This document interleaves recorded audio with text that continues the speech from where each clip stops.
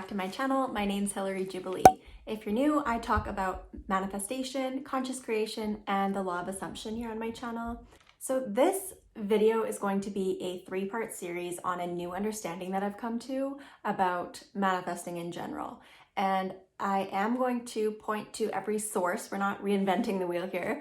I'm going to point to each thing that kind of opened my eyes and made me see things differently.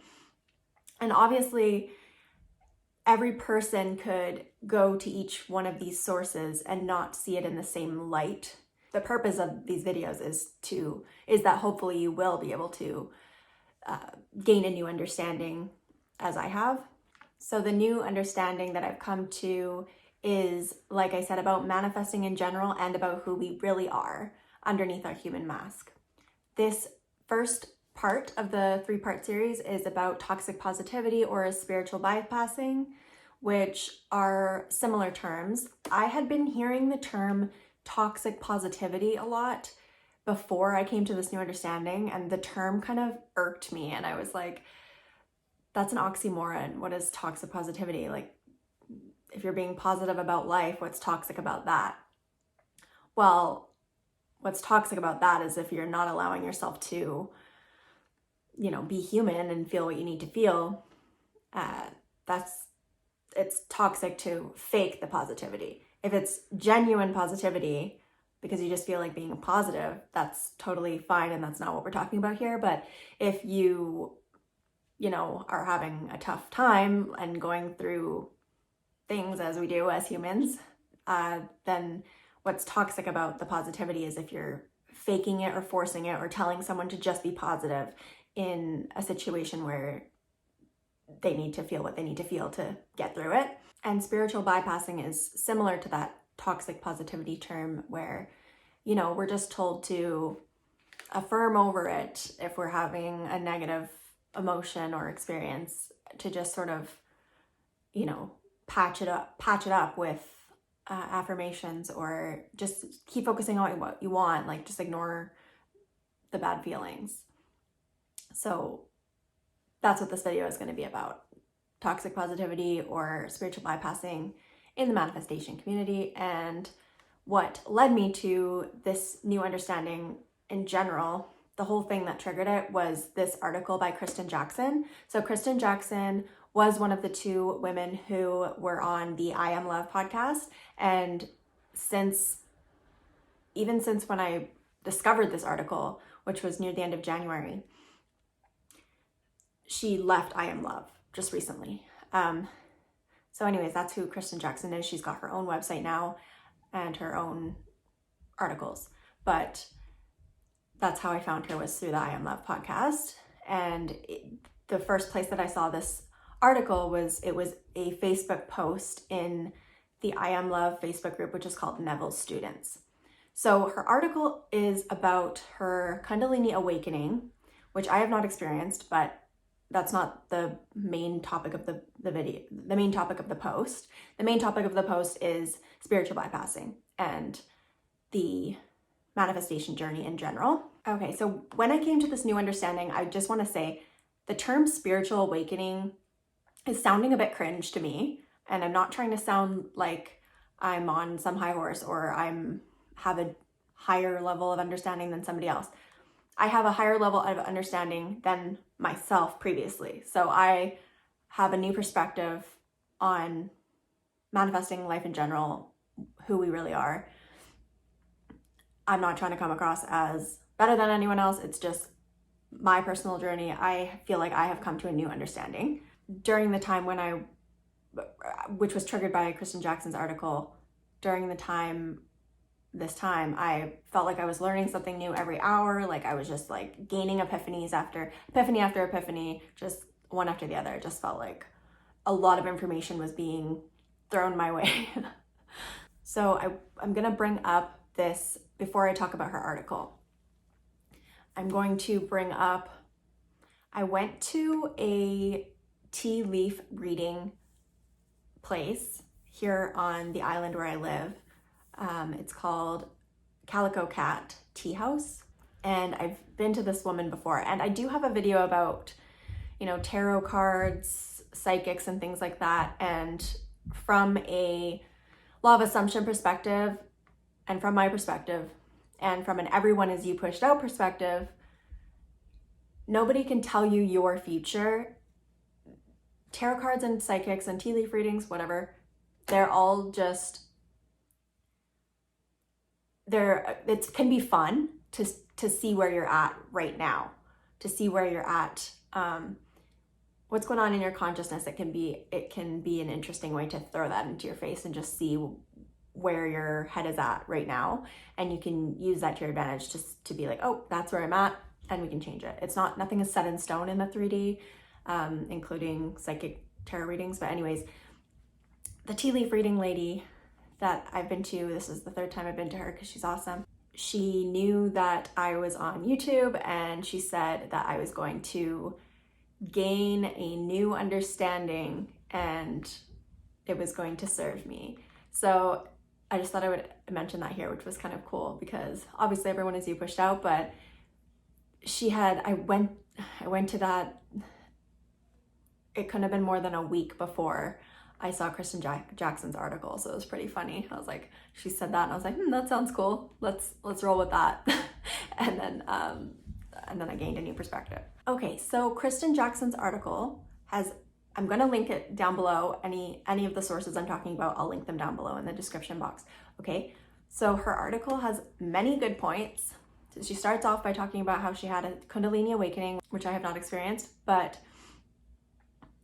then she goes on to explain the general experience about learning about manifestation, and she had a ton of good points, and one of them that really opened up my eyes was about suppressing fears and emotions. So I'm going to read a little excerpt from her article. When we journey on the process of manifesting something into our life, the confusion and anxiety that we feel is not because we are not very good at it or because we don't know how to do it. It's because we are being shown the contents of our consciousness and they are rising up in the form of fear. But now, because we have internalized a belief system that we shouldn't have these fears because they will manifest, we suppress them and end up feeling worse than we did before.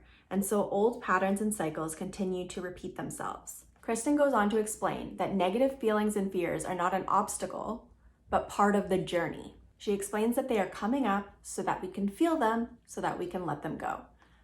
This triggered something in me. When I was reading this, I was like, it really resonated. And yeah, I used to feel like I had failed when I would feel negative emotions or fears or doubts coming up when I wasn't able to keep an impeccable mental diet. I would just think, oh, I should just affirm over this. I can't ruin all my progress. I have to just keep affirming over this feeling, like it'll go away on its own. I'll just ignore it and continue to affirm over this terrible feeling. And it was a fear of reacting to the 3D. And obviously, the further we get into the manifestation journey and the more we practice, reminding ourselves that everyone is you pushed out and life happens through us, not to us, it gets easier not to react to the 3D because we know it's old dead news. So it's still beneficial to learn not to react. But my point being, not being fearful when something does trigger you the odd time and making it mean that you're losing progress or that you've failed or that you suck at this. It was like, this article was like, oh, wow, I can give myself permission to be a human being. What a revelation. So this information seemed to be extremely timely as I found this article 3 days before my 28th birthday. On my birthday, some plans got canceled and I was really disappointed. I usually like my birthday to be a special day, and obviously, as you can imagine, oh, there's a bug on me. Hello. Oh, there was an ant on my head. Okay, can you go away? Go over there.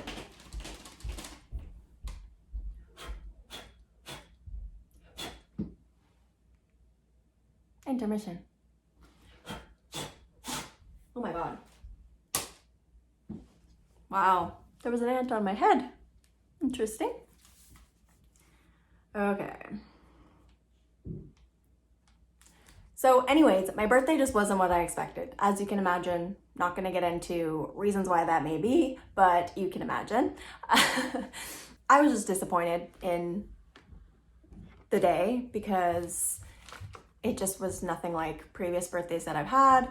And I just, after about lunchtime, I just could not shake this negative feeling. I was just like, felt extremely depressed. I was just like, and going back to the like, just affirm over your negative feelings. It's like, that feels so icky and wrong. Like to affirm for specific things when you're feeling shitty like that.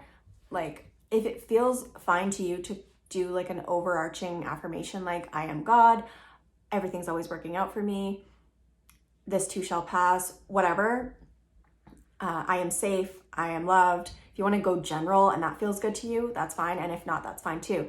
But the point being, when I would feel absolutely horrible, just the affirmations, it just felt like forced and fake, and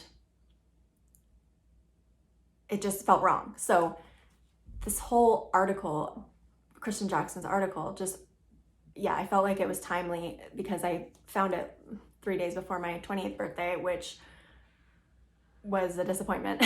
And I just allowed myself to feel that way. I just was like, well, I am a human after all, so I'm gonna allow myself to have these feelings. So I didn't make it mean that I was a failure at manifesting. I didn't make it mean that I had undone all my progress so far. I didn't make it mean anything at all. I just allowed myself the space to be human, and it was just freeing. Okay, so yeah, this new understanding that I have about allowing yourself to have human moments is super freeing. Allow yourself the space to have occasional doubts, negative emotions, fears come up, without making it mean that it's gonna mess up your manifestation. Allow yourself to feel whatever you need to feel rather than shoving it down. Like Kristin Jackson says in her article, it's just gonna come up again later. It's gonna resurface again later. So you may as well just allow it to come up, feel it fully so that you can let it go, and you'll be better for it moving forward. So that concludes part 1 of my 3-part series. Stay tuned for parts 2 and 3 coming soon. Thank you so much for watching, and I'll see you in my next video. Bye.